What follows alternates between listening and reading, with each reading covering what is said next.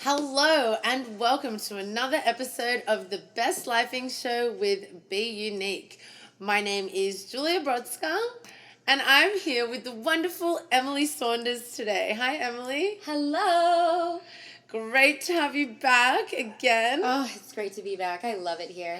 Me too. So for those of you who don't know, Best Lifing is a holistic health and wellness company, and we've been doing this podcast for about 12 weeks now with Be Unique, and we're just absolutely loving it, coming up with different topics every week and different guests for you guys.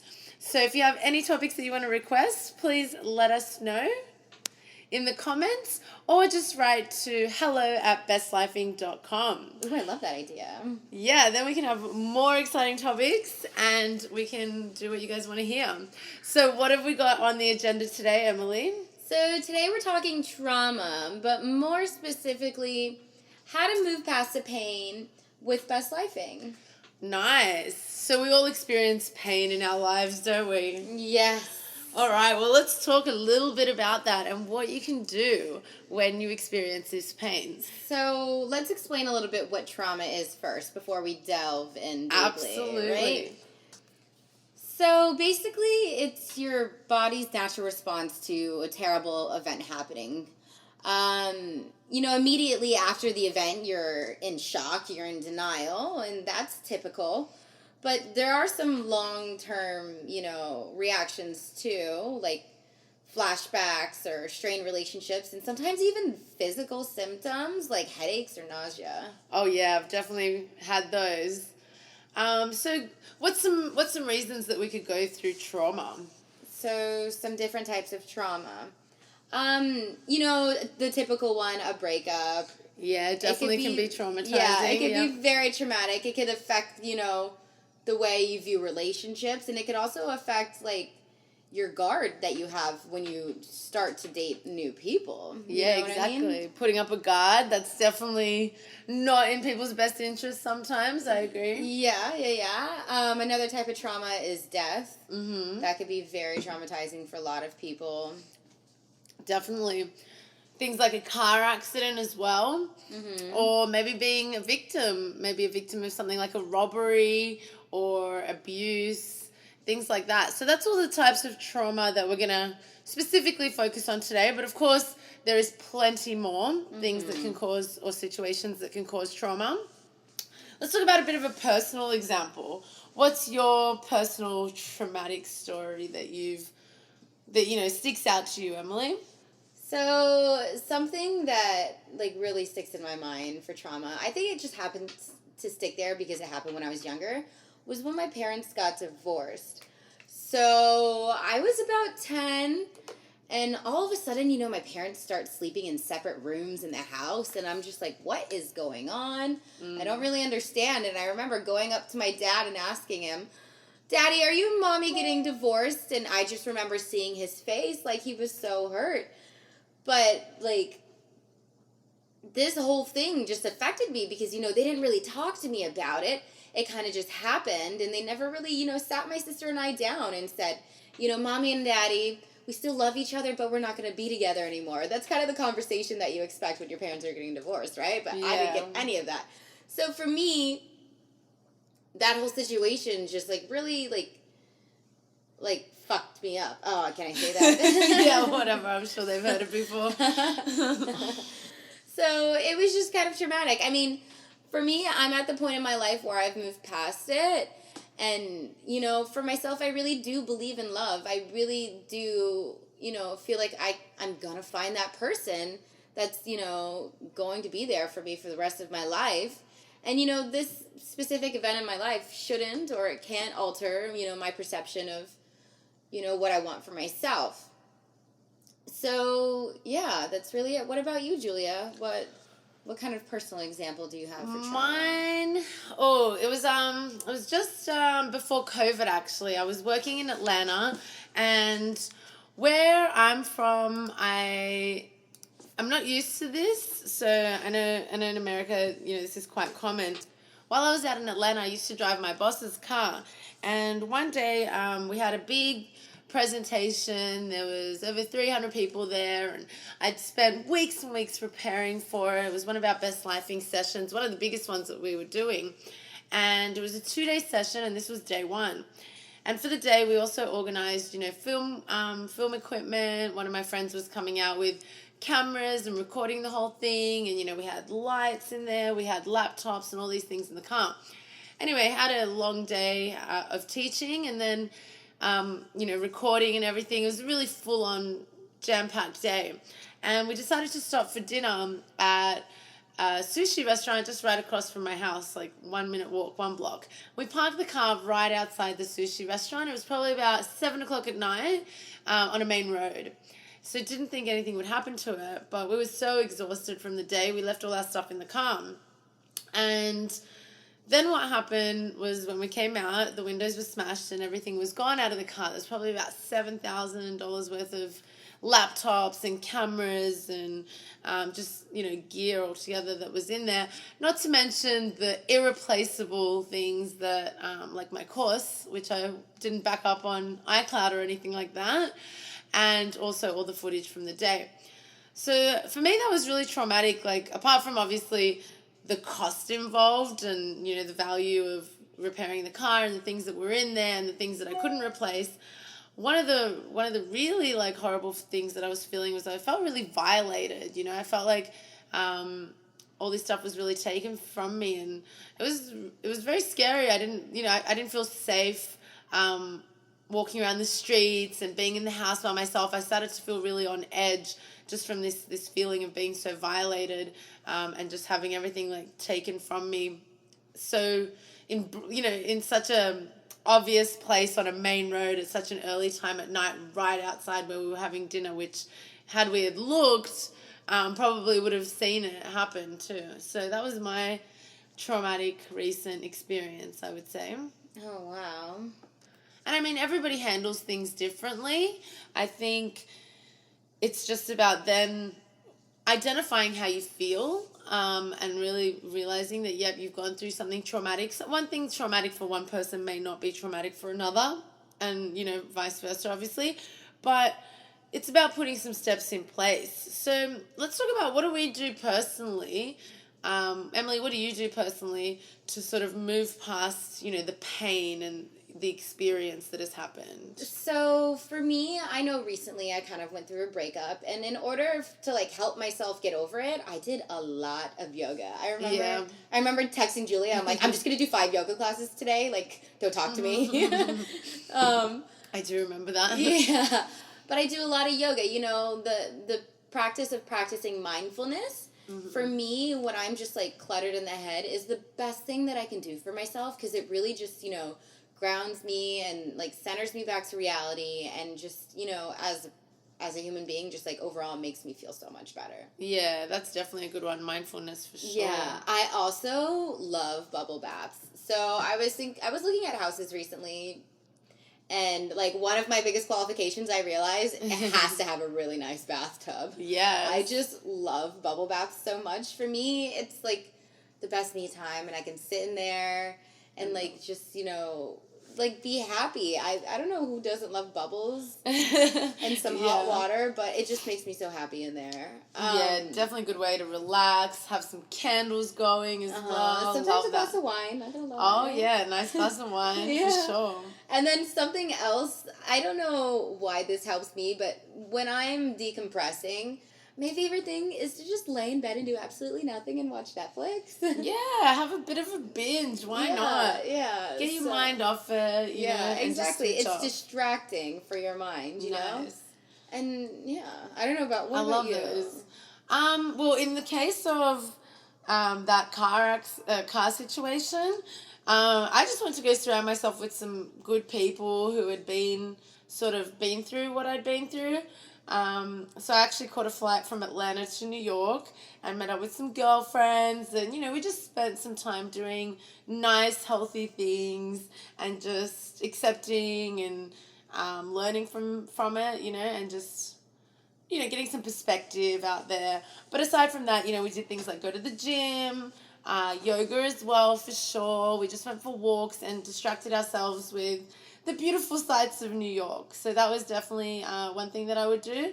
So if you can, go find some friends and just go do some try something different, different things that are gonna sort of take your mind off it.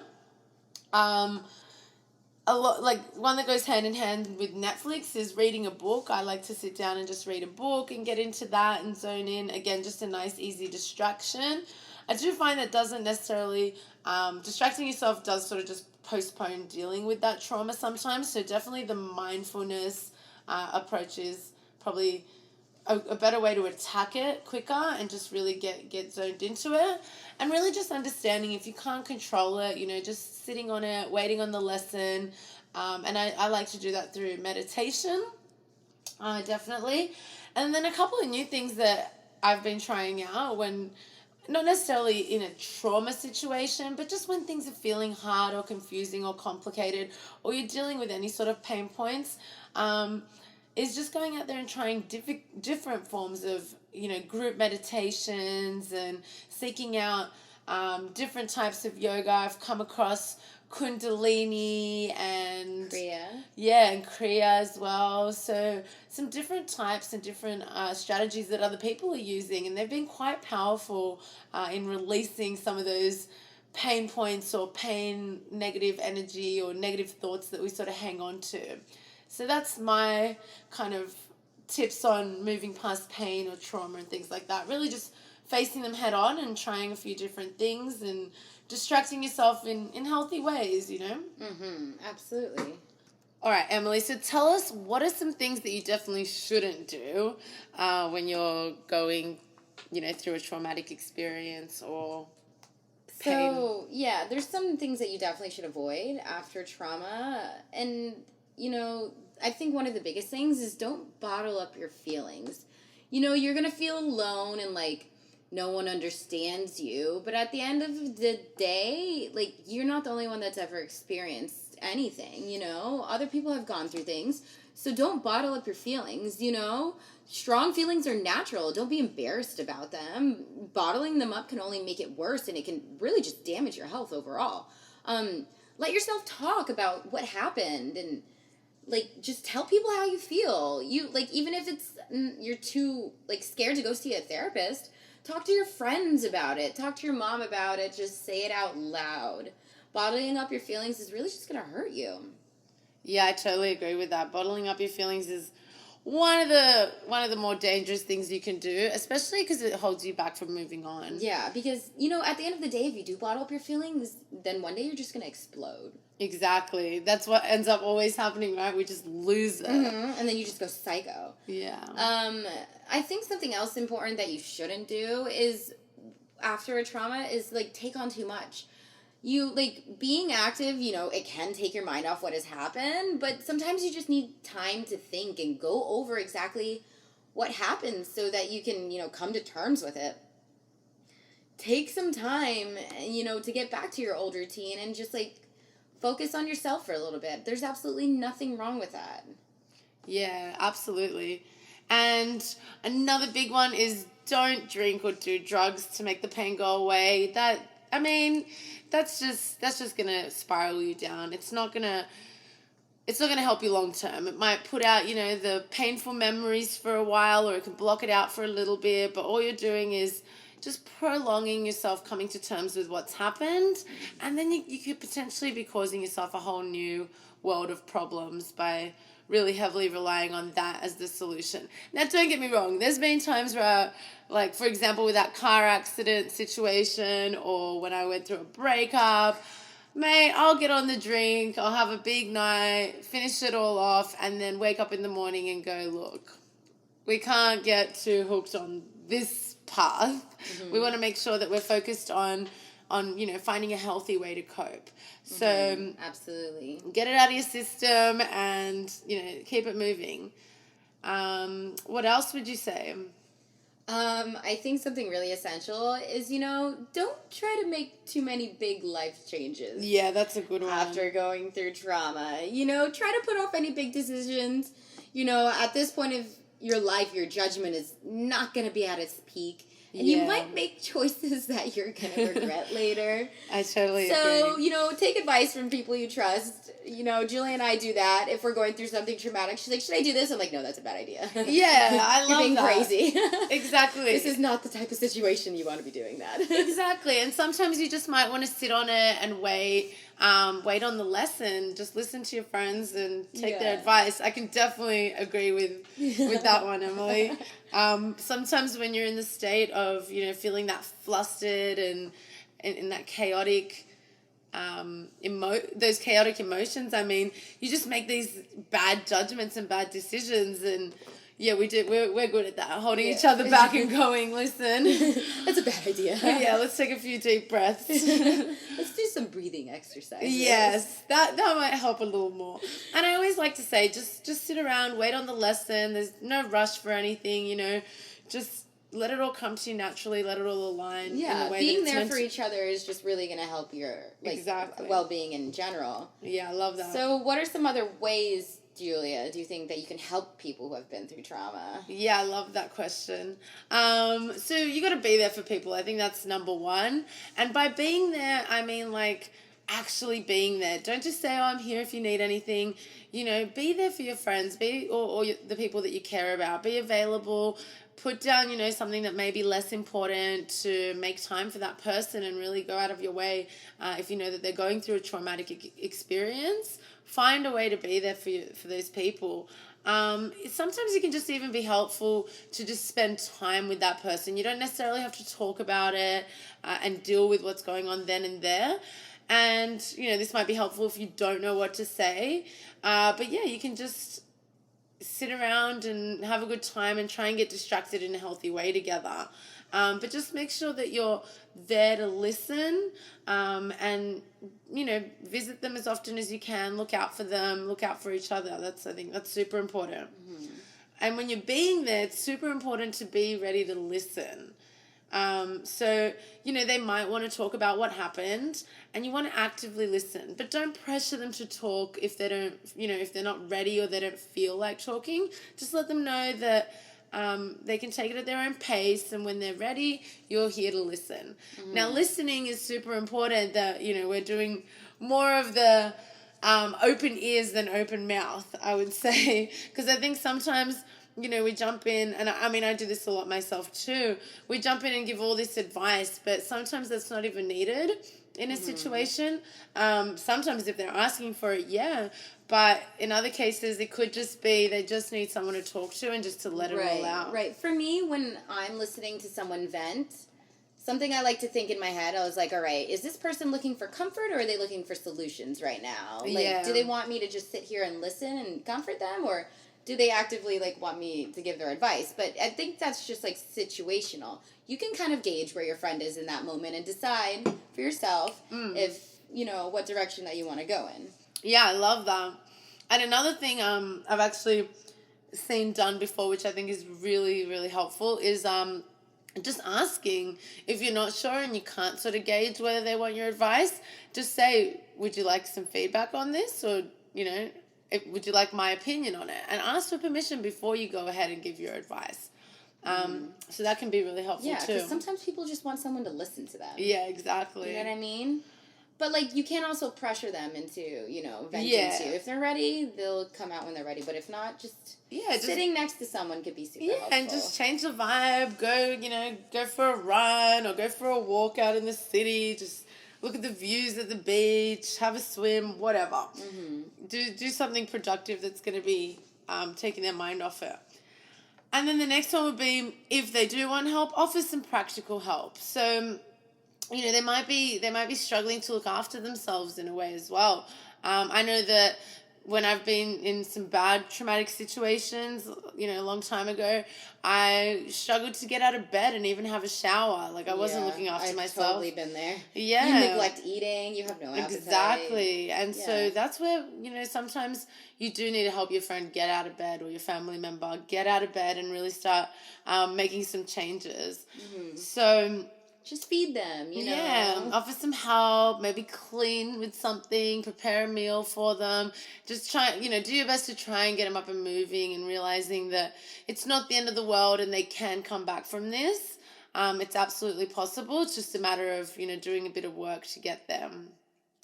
All right, so let's talk about how at Best Lifing we help people with trauma and, dealing with different types of pain. So we look specifically at the 7 areas of life, and, these a traumatic moment or a painful situation can fall into any of the 7. So the 7 areas of life are social, physical, spiritual, relational, financial, intellectual, and vocational. And through our framework, we teach and we help people, find different steps. Now, of course, it's going to be different depending on what the trauma is, but basic things is we always start with where is the person at and where do they want to be. So usually, any anxiety or any stress or form of negative experience, it comes from a place of standing in one place but wanting to be in another. Would you agree with that? Mm-hmm, and so once we can fill that gap, or even just identify where we're standing compared to where we want to be, we can create a plan to fill in that gap. So that's one of the big things that we work on at the beginning. And if you're at home listening, I suggest that you do that first. So write yourself a list. Where am I right now in the 7 areas of life? Okay, so where am I socially? Am I happy? Am I fulfilled with the people that I surround myself with? My relationship, my finances, and so on. Figure out where you're standing in those situations, and then you want to figure out where you want to be. So how much do you want to increase your financial wealth by? What does a perfect relationship look like to you? What does your physical health look like? How many times a week would you want to exercise as opposed to what you're doing? So once you can figure out where you're at versus where you want to be, you can then create a plan to get there. So obviously, if you want to lose some weight, you're going to say, I want to lose X amount. Now we're going to break that down into sort of smaller, manageable chunks. And, what does that mean? Is that 30 minutes at the gym a day? Or for me, for example, it started with just 30 minutes walk a day. I was pretty overweight, just a bit over 5 years ago. And for me, I couldn't go to the gym. I'd never been to a gym. I couldn't run if I wanted to. So it's about where you're at and making sure that you're starting off realistic. Right. And then, so what we do is we just kind of use all of our experts and come up with a plan for them. So, we'll get our nutritionist, our physical trainer, the yoga expert, aka me. We'll teach you gratituding and journaling and meditation, whatever they need to create a plan that's going to work for them. Exactly, and implement that plan every single day. Exactly. Keep them accountable. Exactly. And so we do weekly meetings, whether it's virtually or in our office at Miami Beach. We do weekly meetings to see how you're going, and, we spend about an hour discussing where you're at and then giving you new tasks and topics to work on and learn about, and we have a whole online course and program and stuff with that as well. So if you're interested in that, please reach out.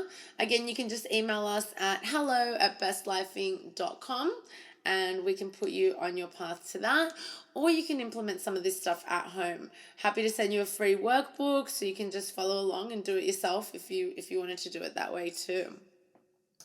Okay, so we've obviously done Best Lifing for a while. Yeah, we do it every day. And here are some things that you're going to expect to feel during and after the program. Within just a couple of weeks of, meeting with us and getting yourself aligned and starting these processes, you'll start to, feel a lot more direction, a lot more alignment within yourself.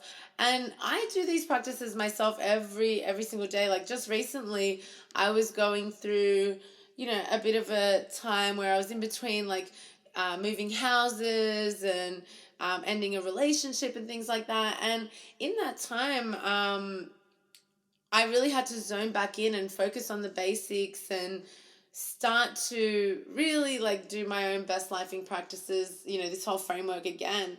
And I truly believe in it because that's some of the things that, got me back up to that high energy, realigned, focused, and really zoned in on what I'm doing and where I'm going. What about you, Emily? What kind of things do you feel when you do your gratitude practices and your other best lifing practices that we incorporated into your life? I think for myself, I just feel like I have a sense of what I want for my life. I have an idea of what my goals are and essentially what I need to achieve those goals. I have like all the steps laid out in front of me, and it just makes me feel like I've got it together, like I know what I want, I know what I'm going for, and this is how I'm going to achieve it. I love it. And how fun's the celebration piece when we start ticking off the dream board? Oh, that is a really good feeling. Yeah, for sure. If you guys missed it a couple of weeks ago, Emily was telling her great manifestation stories. You should totally listen to that episode. Yeah, which episode was it? It was 2 episodes ago.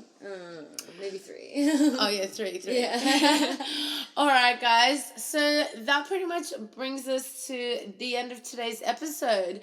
If you want to, follow us on Instagram or reach out to us, it's bestlifing.com or at bestlife.ing. On Instagram. Yes. Check us out. Give us a follow. Share with your mates. And we hope to see you again soon. Thank you for tuning in. Thank you. Bye. Bye. That's it for today. Thank you for joining us. If you enjoyed the Best Lifing Show and you want to get in touch, you can find and follow us on all social platforms or visit our website, bestlifing.com. Be sure to subscribe to our podcast and leave a review. Till next time, mates. Stay blessed and best lifing.